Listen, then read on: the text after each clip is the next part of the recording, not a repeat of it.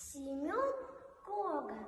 А вы не слыхали, девчонки, мальчишки, а не знали ли вы, что ночью из цирка убежали все львы? Они укротителя сунули в клетку, оставив ему на прощание конфетку, а сами в припрыжку бегом из дверей.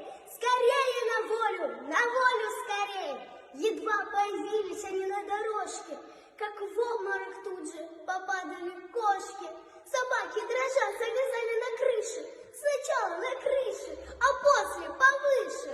Водитель трамвая, заметивший льва, тихо ему просигналил сперва: «С дороги, приятель!»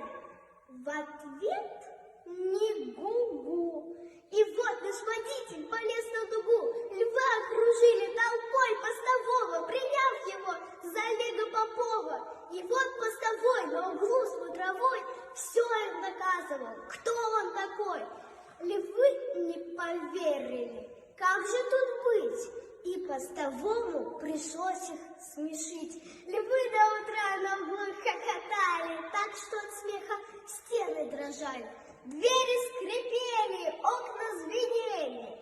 А вы не слыхали? Да ну, неужели?